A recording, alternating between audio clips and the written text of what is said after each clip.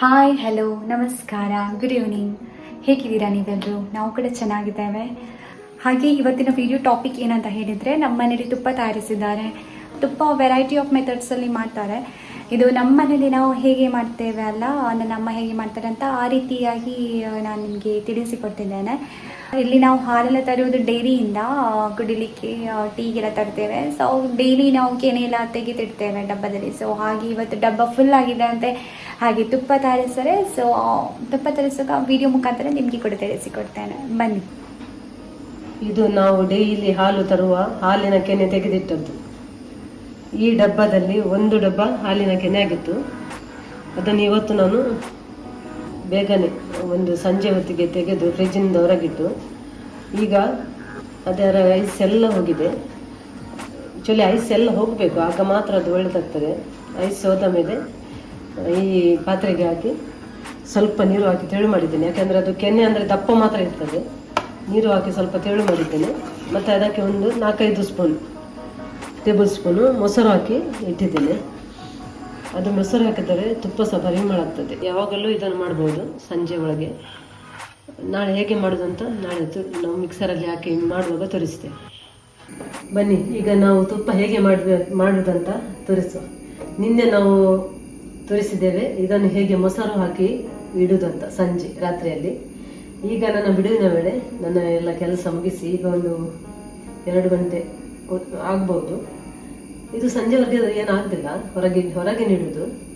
ಈಗ ನಾನು ಮಿಕ್ಸರ್ಗೆ ಹಾಕಿ ಹೇಗೆ ಇದನ್ನು ಮಾಡೋದಂತ ನಿಮಗೆ ತೋರಿಸ್ತೇನೆ.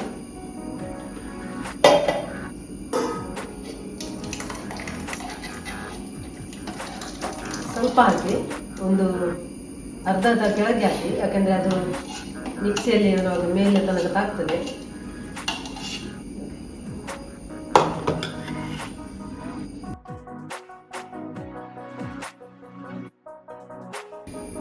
ಇದಕ್ಕೆ ಜಾಸ್ತಿ ಹೊತ್ತಿಲ್ಲ, ಸ್ವಲ್ಪ 1 ರೌಂಡ್ ತಿರುಗಿಸಿದ್ರೆ ಆಯ್ತು.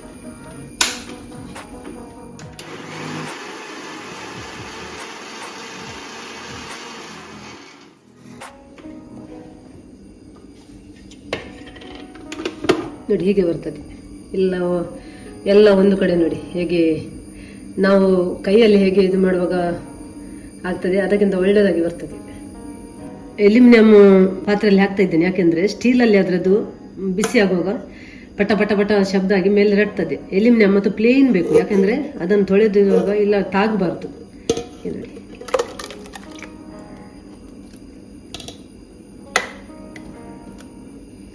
ಇನ್ನು ನಾನು ಉಳಿದದ್ದನ್ನು ಹಾಗೇನೆ ಮಾಡ್ತಾ ಇದ್ದೇನೆ.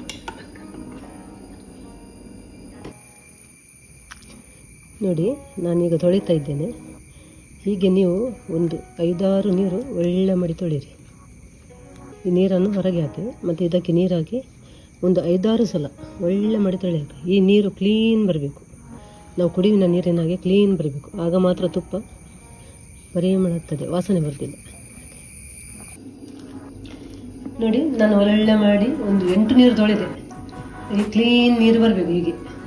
ಅದರ ನಂತರ ನಾವು ಅದನ್ನು ಬಿಸಿ ಮಾಡಬೇಕು.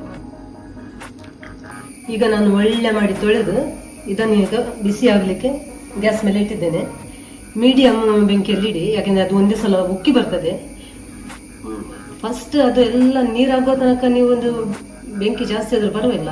ಯಾವಾಗ ಅದು ಎಲ್ಲ ಕರಾಗಿ ನೀರಾಗ್ತದೆ ಆಗ ಇದು ಕಮ್ಮಿ ಮಾಡಿ ಬೆಂಕಿ, ಮತ್ತು ಮೀಡಿಯಮ್ ಬೆಂಕಿಯಲ್ಲಿಟ್ಟು ಕುದಿಸಿ. ಜಾಸ್ತಿ ಆದರೆ ಅದೆಲ್ಲ ಉಕ್ಕಿ ಬರ್ತದೆ ಮತ್ತು ತುಪ್ಪಕ್ಕೆ ಎಲ್ಲ ಪ್ರಾಬ್ಲಮ್ ಆಗ್ತದೆ. ಅದಕ್ಕೋಸ್ಕರ ಮೀಡಿಯಮ್ ಬೆಂಕಿಯಲ್ಲಿಟ್ಟು ಬಿಸಿ ಮಾಡಿ. ಇದಕ್ಕೆ ಸ್ವಲ್ಪ ಟೈಮ್ ತಾಗ್ತದೆ, ಯಾಕೆಂದರೆ ಒಂದೊಂದು ಸಲ ಒಂದೊಂದು ಟೈಪ್ ಇದು ಹಾಲಿನ ಪ್ರಕಾರ ಆಗ್ತದೆ. ಈಗ ನಾನು ಸ್ವಲ್ಪ ಬಿಸಿ ಆಗುವಾಗ ಅದಕ್ಕೆ ಸ್ವಲ್ಪ ಅರಶಿನ, ಇದು ನಮ್ಮ ಮನೆಯಲ್ಲಿ ಮಾಡಿದ ಅರಶಿನ, ಯಾಕೆಂದರೆ ಇದರ ವಾಸನೆ ಹೋಗಲಿಕ್ಕೆ ಹಾಲಿನದ್ದಲ್ಲ ಇದು. ಸ್ವಲ್ಪ ಅರಶಿನ ಕಲರ್ ಸಹ ಬರ್ತದೆ ಮತ್ತು ವಾಸನೆ ಸಹ ಇರ್ತದೆ. ಮತ್ತು ಒಂದು 5-6 ಏಲಕ್ಕಿಗಳನ್ನು ಹಾಕ್ತಾ ಇದ್ದೇನೆ ಪರಿಮಳಕ್ಕೆ. ವಿಡಿಯೋದಲ್ಲಿ ಹೆಚ್ಚಾಗಿ ಹಾಕ್ತಾರೆ, ನಮ್ಮ ಮನೆಯಲ್ಲಿ ವಿಡಿಯೋದಲ್ಲಿ ಇಲ್ಲ, ವಿಡಿಯೋದಲ್ಲಿ ತಿನ್ನುವರು ಸಹ ಇಲ್ಲ. ಅದರಿಂದ ಇದನ್ನು ನಾವು ಹಾಕ್ತಾ ಇದ್ದೇವೆ. ನೋಡಿ ಈಗ ನಮ್ಮದು ತುಪ್ಪ ರೆಡಿ ಆಯಿತು. ತುಪ್ಪ ಲಾಸ್ಟ್ ಆಗುವಾಗ ಹೀಗೆ ಅಡಿಯಲ್ಲಿ ಕೆಂಪಾಗಬೇಕು, ಆಗ ಮಾತ್ರ.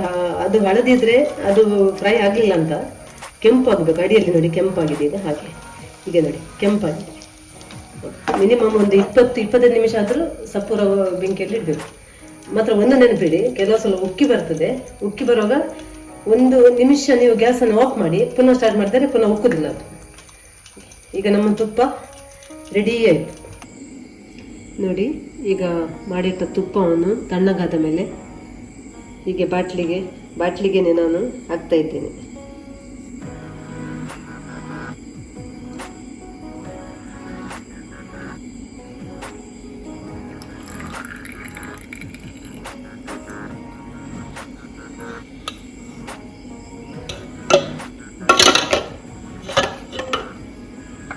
ಒಂದು ಬಾಟಲ್ ಆಯ್ತು ಇದರಲ್ಲಿ. ಎಷ್ಟು ಒಳ್ಳೆ ಕಲರ್ ಮತ್ತು ಎಷ್ಟು ಪರಿಮಳ. ಇದು ನಮಗೆ ಮನೆ ಉಪಯೋಗಕ್ಕೆ, ನಮಗೆ ಉಪಯೋಗಕ್ಕೆ ನಾವು ಮನೆಯಲ್ಲೇ ಹೀಗೆ ಮಾಡ್ತೇವೆ.